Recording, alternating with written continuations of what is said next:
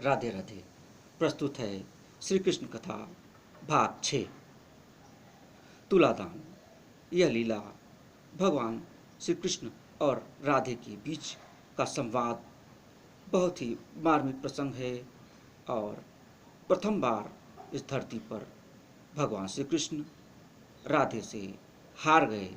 यह लीला है जब एक बार भगवान कृष्ण पर विपत्ति आई। कंस के द्वारा भेजे गए राक्षसों ने, दैत्यों ने उनको हानि पहुंचाने का प्रयास किया तो यशोदा माता नंद जी से बोली कि इसका कुछ उपाय किया जाना चाहिए। तब उनके गुरुदेव ने बताया कि इसके लिए तुलादान कराया जाए। तुलादान शुरू हुआ।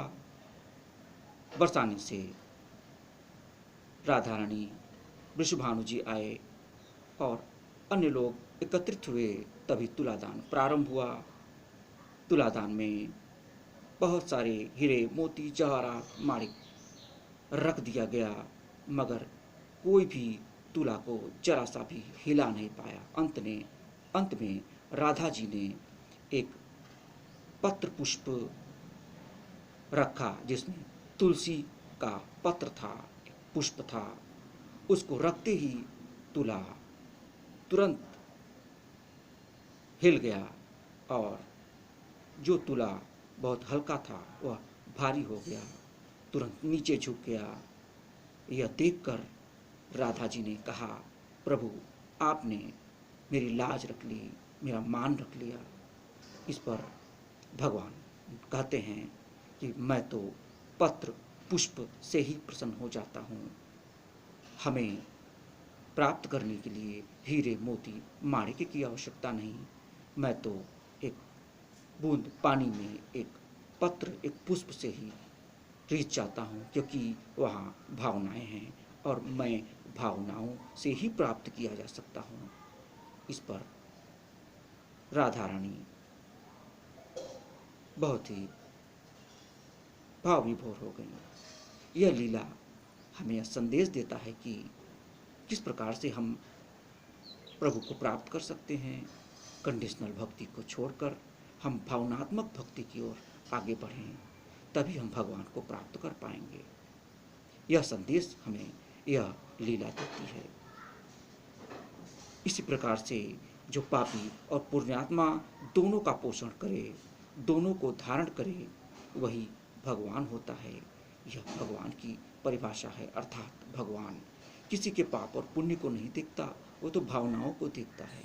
यदि हम घोर से घोर पाप किए हों परंतु भगवान के शरण में चले जाएं, उनसे क्षमा मांगें, तो हमें वो निश्चित रूप से क्षमा करके पाप मुक्त कर देते हैं। इसी प्रकार से अनेक लीलाएं हैं कि किसका इष्ट कौन है। जब एक बार गोकुल में कोई पूजन की तैयारी हो रही थी तो भगवान कृष्ण पूछते हैं कि बाबा यह किसके पूजन की तैयारी हो रही है, कैसा यज्ञ हो रहा है। तब नंद जी बोले कि इंद्र को उपासना के लिए यह तैयारी हो रही है, क्योंकि इंद्र वर्षा के देवता हैं, वे वर्षा करेंगे तो धन धान्य होगा, समृद्धि होगी। तब भगवान ने कहा कि यह कैसा देवता जो कि अपनी पूजा करवाता है तब वर्षा करता है। भगवान को ऐसा नहीं होना चाहिए। भगवान को तो अहेतु की कृपा करनी चाहिए। भगवान तो राजा के समान है। राजा को अपनी प्रजा का पालन करना चाहिए, उसका यह धर्म है वर्षा करना। इसके लिए किसी प्रकार के पूजन की आवश्यकता नहीं है। पूजा तो उसकी करना चाहिए जो हमारे गायों की रक्षा करती है, गोधन की रक्षा करती है, अर्थात गोवर्धन पर्वत की पूजा करनी चाहिए, गिरिराज की पूजा करनी चाहिए, क्योंकि यह अपने घास से, तृण से, अपने समस्त संपदाओं से हमारे गैयों की रक्षा करते हैं। यह सुनकर के महर्षि गर्ग एवं समस्त गोकुलवासियों ने गिरिराज की उपासना का निर्णय लिया। भगवान श्री कृष्ण इसके माध्यम से यह संदेश दे रहे हैं कि हर व्यक्ति का एक इष्ट होता है।